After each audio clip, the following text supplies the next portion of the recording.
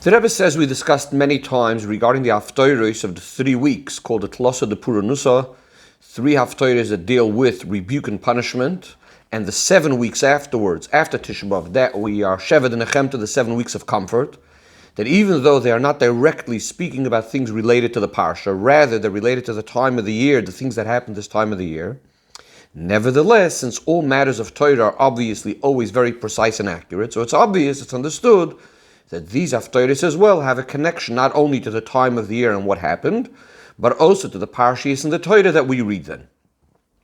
Says the Rebbe, we actually find a very open connection between the haftorah of this week, Divrei Yirmiyahu, the Goymer, where it starts off discussing in the beginning how Yirmiyahu becomes a Navi, and Parshas Pinchos. That is that the Medrash says that both Pinchos and Yirmiyahu came from families of Goyim, that is, that Pinchos, the son of Elazar, who married Mibnois Putiel, Putiel being Yisroi, so Pinchos comes from Bas Putiel, the daughter of Yisroi. Yirmiyahu is a descendant of Rochav, she's the woman that Yeshua, when he sends the Meraglim, they stay in her house, etc., and then eventually she converts. Yirmiyahu was a descendant of Rochav. And because of this, both Pinchas and Yirmiyahu were both put down by the Yidden. The Yidden denigrated them. They made fun of them. And this is why we find that the Eibishter specifically speaks about the lineage of Pinchas, saying that he's Pinchas, the son of Elazar, the son of Aaron HaKohen, as it says in the beginning of this parsha, Pinchas ben Elazar ben Aaron HaKohen. And so too we find regarding Yirmiyahu, that the beginning of the Haftorah, the beginning of Yirmiyahu, also starts with the words Divrei Yirmiyahu ben Chilkiyahu min HaKoyanim, etc. However, says the Rebbe, it's understood that this connection between them is not only about one little detail, that Yidden made fun of them, Yidden put them down, and because of this, the Torah has to speak about their lineage. But rather, we have to say that there's some general connection in the content, in the idea of the avodah of Pinchas and the avodah of Yirmiyahu, and that this general, major connection between them is expressed in this particular detail that there's common in between them, which we just mentioned, and that's why Torah Shebaal Peh will speak about this connection between Yirmiyahu and Pinchas, that they were both made fun of, etc. But obviously it's an expression of something more major in their avodah, and this is what we need to understand. What is the general connection between Pinchas and Yirmiyahu? We also need to understand the connection between the beginning of the Haftorah, Divrei Yirmiyahu, to the 3 weeks, to the 3 weeks when we speak about Haftorahs of rebuke and punishment. That is, in the beginning of the Haftorah, it's discussed how Yirmiyahu actually becomes a Navi.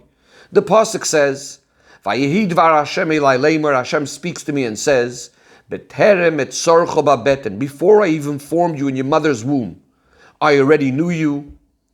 Navi legoyim nesaticha, I have made you, I have appointed you to be a Navi for the nations. Yirmiyahu says back to Hashem, Lo yodaiti daber, I don't know how to speak. Ki nar anoichi, I'm still very young, I'm a youth. And the Eibishter responds, Al toimer nar anoichi, don't say you're a youth. I appointed you to uproot, to bash, to break down, to build, to plant, etc., etc. And only afterwards comes the nevuah regarding the Churban, which is going to come for all of the terrible things that the Yidden had done. And it comes in a way where Hashem shows Yirmiyahu a makel shoyked, a stick, a branch from a tree of almonds, that as a result, which hints to the idea that the punishment is going to come quick, which obviously this is because of this part of the Haftorah, that's why it's one of the 3 Haftorahs of the 3 weeks at Tlosa de Puranusa. But what we need to understand is, what is the connection of this whole introduction of how Yirmiyahu becomes a Navi to this particular time of the Puranus of punishment and rebuke? Says the Rebbe, the general connection and similarity between Pinchas and Yirmiyahu is that in the time of both of them, this was a period, a time where Yidden spiritually were on a very, very low level. By Pinchas, there is a sin of the fact that they are having relations with the Benois Moav, the daughters of Moav, as well as the Avodah Zarah of Baal Pa'or. And so too in the times of Yirmiyahu, There was a situation then when you had all of the Nevi'im of the Avodah Zarah called the Baal, and other things that the Yidden were up to at the time, as discussed in detail in the Nevuos of Yirmiyah, about the lowly situation that Yidden were at the time. And each of them, Pinchos and Yirmiyah, aroused the Yidden, inspired the Yidden to tshuva. Yirmiyah through his words of Musar, of rebuke, and Pinchos by going ahead and killing Zimri in a way that everyone was able to see clearly what Zimri had done wrong and how he deserved the death, which then brought the Yidden to do tshuva. In fact, says the Rebbe, this will also explain why the pasuk emphasizes by Pinchos, where it says Bekano yes kinosi, that he was zealous and avenging Hashem, besoicham, in the midst of the Yidden. Seemingly, why is this word besoicham relevant, that it was besoicham in the midst of the Yidden, as Mefarshim in fact ask? Because the pasuk is trying to come and hint to the idea that Pinchas' zealousness actually penetrated besoicham inside Bnei Yisrael. In other words, it inspired them with the inyan of tshuva, and that's really what brought the kapara for the Yidden vayechaper al Bnei Yisrael. It's not only because of what Pinchas did, but it's because of the Yidden were inspired to do tshuva. So this is the similarity between Yirmiyah and Pinchas, bringing the Yidden to tshuva. However, the Rebbe says this itself is still not enough. The fact that they brought Yidden to tshuva when they were on such a lowly level, because clearly this is not something novel, this is not a chiddush just for Pinchas and Yirmiyah. Obviously, we find this by many of the leaders of the Yidden, and especially the Nevi'im, who brought Yidden to do tshuva. So what is the special common denominator between them? It's the unique way in how they brought Yidden to do tshuva. In order to explain this, the Rebbe first discusses the difference between the Nevuah of Yeshaya and the Nevuah of Yirmiyah, where the Gemara says that Yirmiyah, Kulei Churbana, Yirmiyah is all about destruction. It's all about the Churban Beis HaMikdash, it's all about the trouble that is going to come to the Yidden and so on. Yeshaya is all about comfort. Yirmiyah's Nevuah is about the Churban Beis HaMikdash and the Golus. Yeshaya is all about the Yeshua and the Nechama which comes through it. And it's actually also hinted, says the Rebbe, in their names. Yeshaya is from the word Yeshua, salvation. And Yirmiyah has the letters in it of Mem Reish Mar, which means bitter. Or as Chazal say in Medrash, why is he called Yirmiyah? Because in his times, Yerushalayim became Irmiyah, which means a destruction, a destroyed place. Says the Rebbe, the difference in their nevuos is also connected to the time when they said the nevuah. The Rebbe is now quoting a lashon of the Frierdiker Rebbe in a Sicha, that Yirmiyah was in a time of tchiyah, of abandonment, a time when the Yidden felt being pushed away. Hester, it's a time of concealment. Whereas Yeshaya is in a time of giluyim, a time of gilui likus. Yeshaya is a number of generations before Yirmiyah, in the time of the Beis HaMikdash. Yirmiyah is already living through the time of the Churban. And therefore, Yirmiyah, the nevuos of Yirmiyah are all in that style of dechiyah v'hester, of abandonment, concealment, churban, whereas Yeshaya is more about giluyim, is more about revelations, comfort, geula.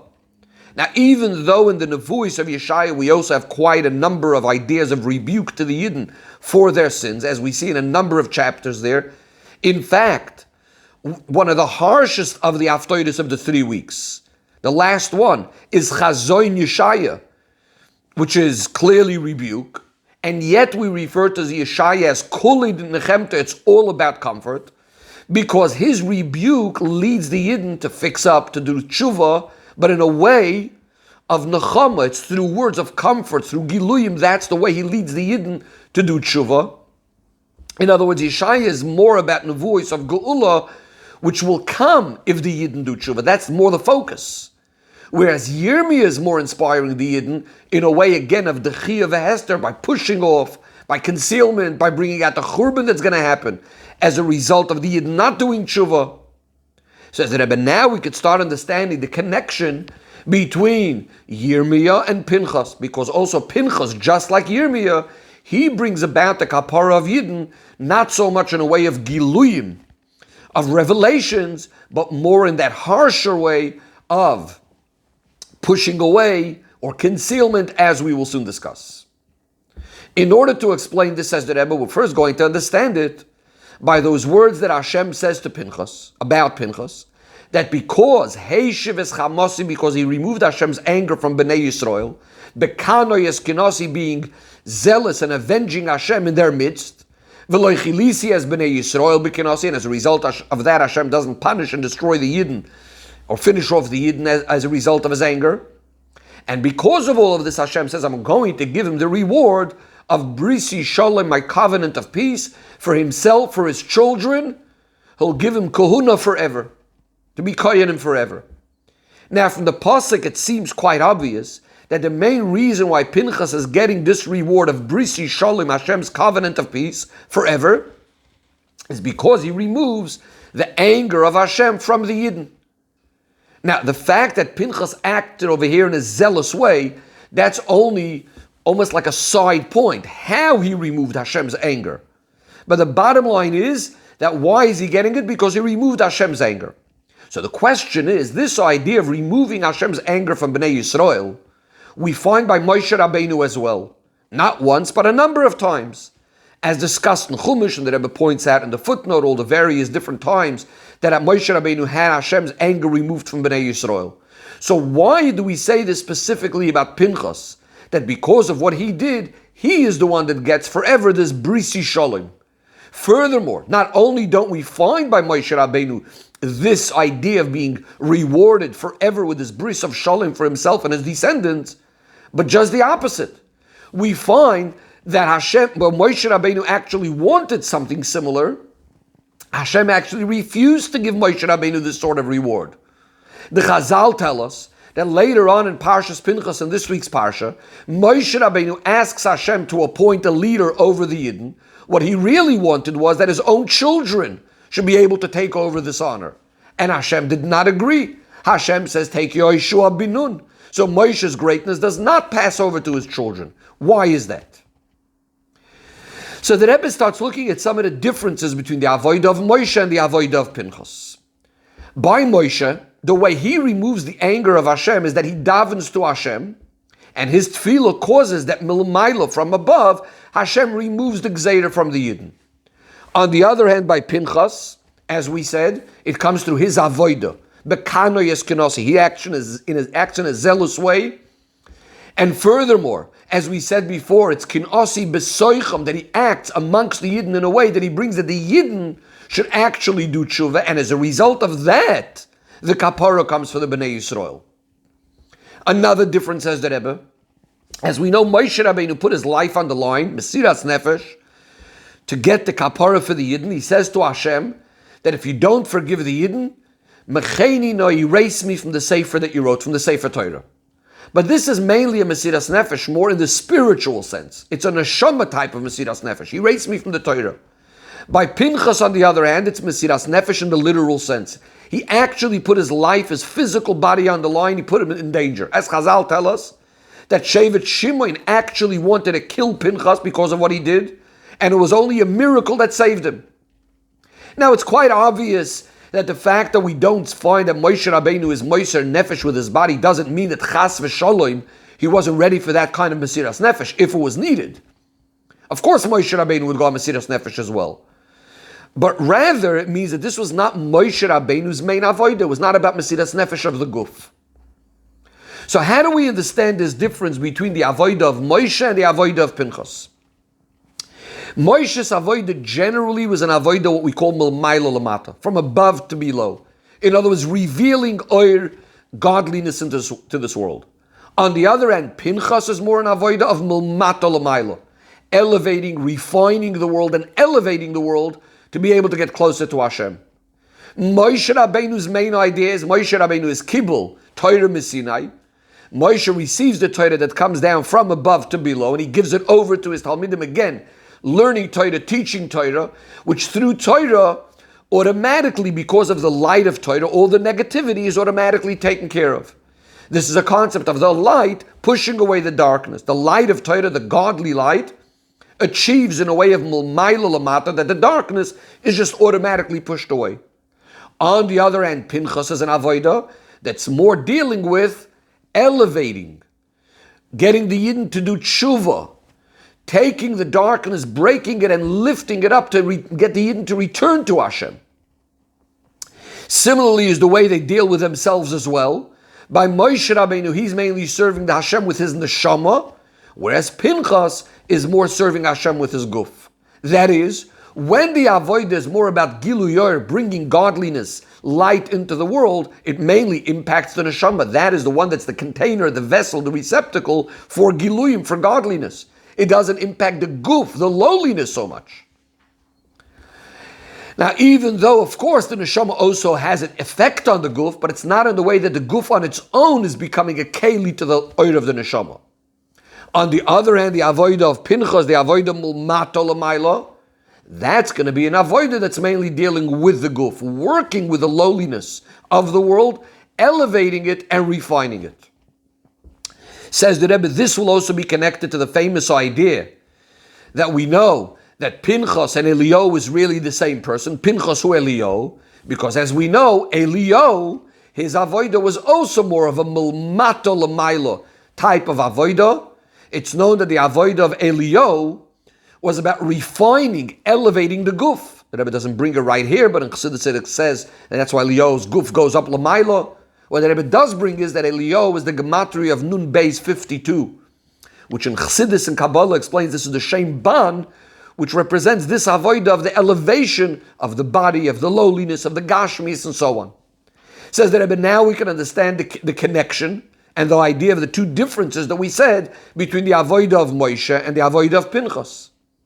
Moshe, it's through his tefillah that he brings about that Hashem should remove the gzeir of the Yidden. In other words, again, it's more of a milmaylo lamato type of approach. It's not about a change in the Yidden. It's about Hashem is now going to forgive the Yidden. Pinchas, on the other hand, it's through his avodah, what he's going to do to Zimri. And more than that, it's about what he's going to bring the Yidden to do tshuva, b'derech milmato l'mayla. That's how he achieves forgiveness. We also said that by Moshe Rabbeinu's Mesiras Nefesh is more of a neshamadika type, a spiritual type of Mesiras Nefesh. And by Pinchas, it's more that he's giving up his actual physical body. In fact, says the Rebbe, this is why it says in the Zohar that Pinchas corrected the sin of Nodav and Avihu. Their sin was that what happened by them was that the neshama had left the body. In other words, not being able to take the body along with it. The neshama gets burnt, the body stays alive. There's the concept of klois hanefesh. Whereas by the idea of Mesiras Nefesh of Pinchas is about dealing that the guf itself should also be able to serve the Eibishter, and that's the way through him he's being correcting the chet of Nodav and Avihu. And the result of these two types of avodah, says the Rebbe, when you have an avodah mul mailo lamato, that means giluyur, there's a great light shining from above. So yes, on the one hand, also the lowly world is being illuminated and getting the giluyur, but since the mato, the guf, was not refined, so it's possible that when that giluy is going to go away, the lowly world or the body is going to remain exactly where it was before. And in fact, that's why we find that by Matan Torah, when you had the Gilui Oir of Torah, so on the one hand we say, the Zuam or the filth, the impurity of the Yidden went away, but right afterwards it was able to be a Chet Egel when all of this filth and impurity comes back. But when the avodah is milmato l'maylo, and the world itself is being changed, transformed, the guf is being transformed and elevated, then this is something that's going to endure. This is something that's going to last. And therefore the kapara that's achieved through Pinchas is not just a one-time thing, but it's an ongoing kapara. It continues all the time. The Rebbe brings what it says in Sifri on the Pasuk Vayechaper al Bnei Yisrael, that up until today, Pinchas continues bringing the kapara all the way till the time of Tchias HaMesim. Now we can understand why he gets the reward of Brisi Sholem for himself and his descendants forever. Dafke Pinchas gets this, because since the way he removes Hashem's anger is in a way that doesn't stop, that doesn't pause, so therefore the reward, Midah, Keneged Midah, is also in a way that he gets the Brisi Sholem for himself and his children forever without pause. Says the Rebbe, now we could go back and start understanding the connection between Pinchas and Yirmiyah. As discussed earlier, the difference between Yeshaya and Yirmiyah was that Yirmiyah was more in a time of darkness. Dechia, abandonment or pushing away. Yeshaya is in a time of Giluyim. And that was the difference between that is the same difference between an avoida b'derech mil maila lamata or mil mata lamaila. Avoida b'derech mil maila lamata is about a giluy oir shining from above, mitzad neshama. Generally, that's the avoida in the time of the Beis Hamikdash, a time of comfort, when the oir liki is shining in an open and revealed way. On the other hand, the avoida mil mata lamaila is dealing with the negativity, dealing with the lowliness, in the place of dechia v'hester. Within a person himself, that's more like the avoida of dealing with the guf and the nefesh bahamis and his portion in the world, elevating it.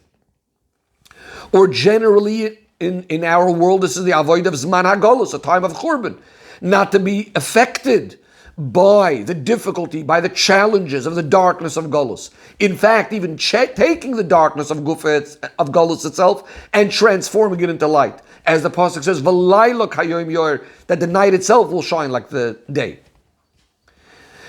Says the Rebbe, this is also the connection to what we mentioned in the beginning of the Sicha, that both Pinchos and Yirmiyah come from families of Goyim. And therefore the Yidden were putting them down. Says the Rebbe, this is actually what expresses the common denominator between the two of them, working in a way of Mulmata Lamaila, first of all, as far as is concerning themselves as individuals. In other words, it's their avoid is all about being mevarer, to elevate the own lowliness, so to speak, coming from a family of Goyim, as well as dealing with the world around them as well, that notwithstanding the fact that the Yidden might be making fun of them, yet what are they doing? Inspiring the Yidden themselves to do tshuva. And the Rebbe explains, if it's an avoid of hamshacha mol maila lamata, so yes, the oir is able to, the light will be able to go down and impact only the kind of lowly place which is not in complete opposite to the oir. But if it's something so lowly that's actually opposing the oir, then the oir seemingly wouldn't be able to get there. Rather, you'd have to break it. But when we deal with this sort of avoida of mulmata lamailo, where you're dealing with the mata, you're dealing with the lowliness, you're elevating it, you're refining it, so then you could even deal with such a place that's seemingly making fun of Kedusha, and you could even elevate that sort of darkness and transform it into oir. The Rebbe now moves on to the hoirah from all of this in practical avodah. There are those people that koch sich very much, very involved in matters of the neshama, Torah, tefillah, etc.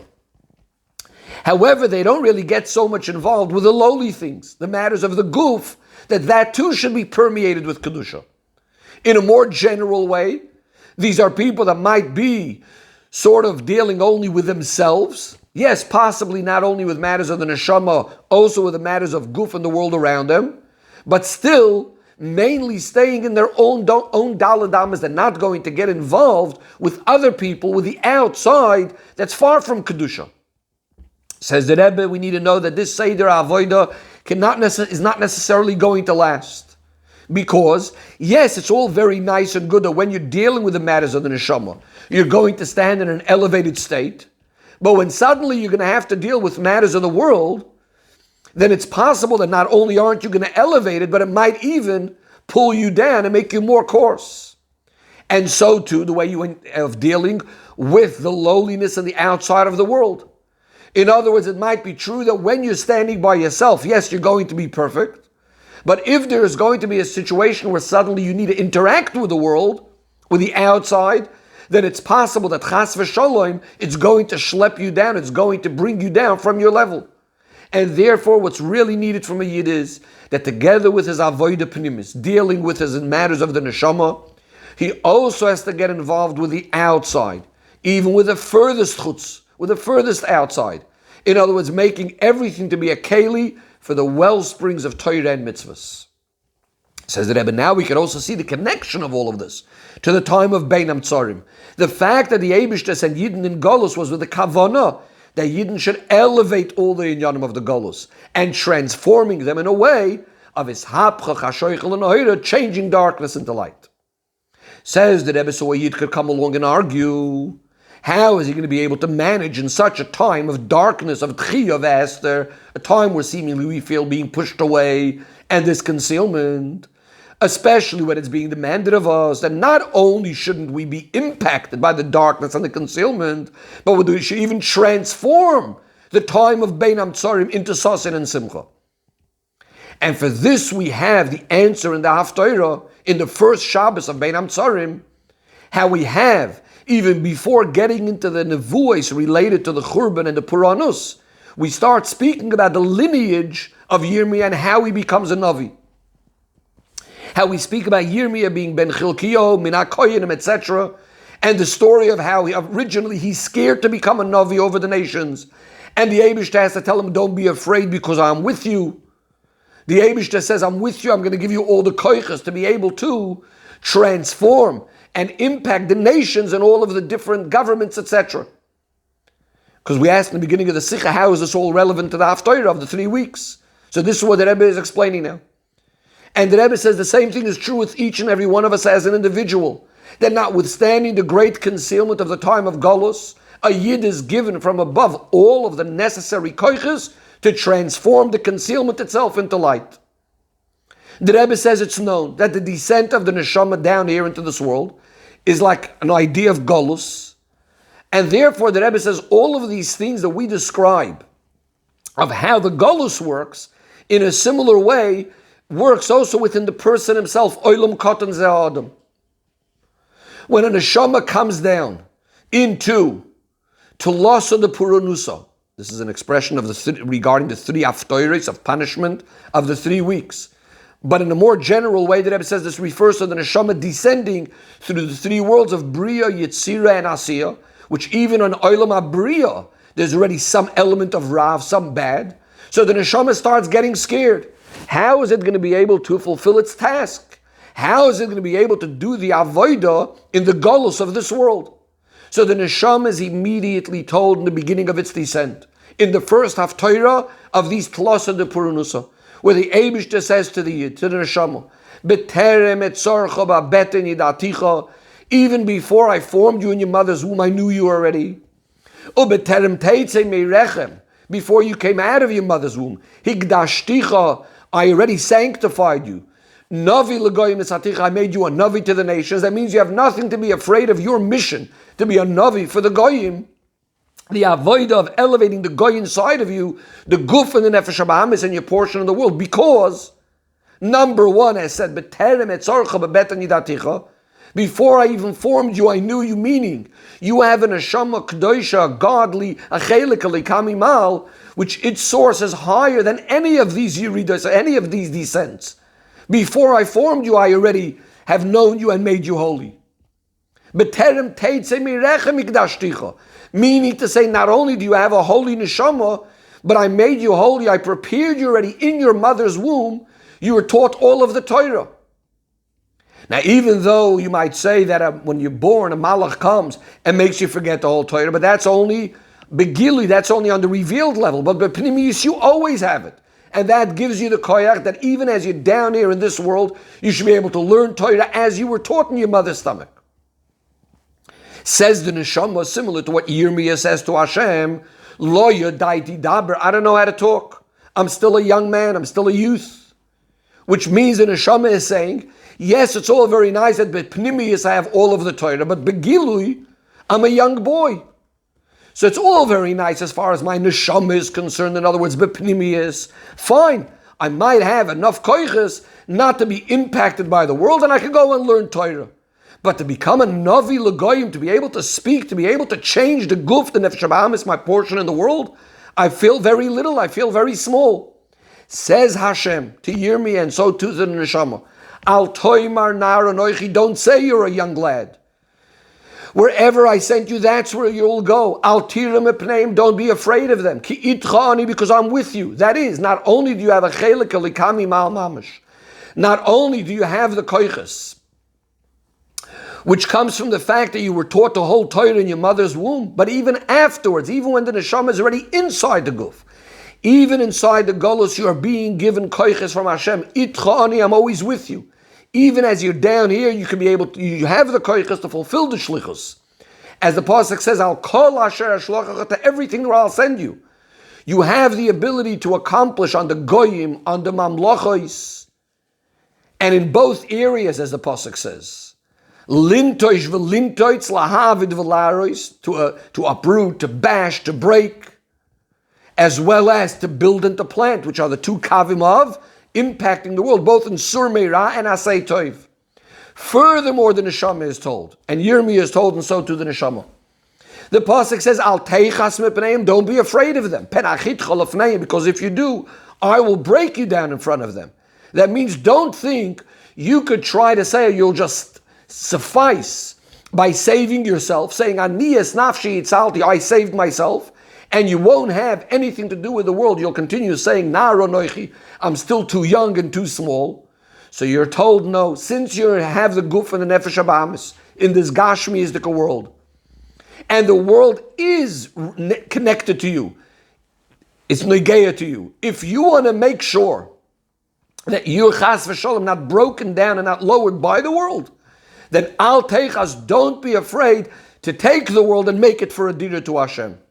Says the Rebbe, and through this avodah, acting in this way, will be zoicha very, very soon, to the time when we know that Pinchos hu Elio will be mevased the b'sura of Bias HaMashiach, who will take us out, be'ge'ula ha'amitis v'ashlema.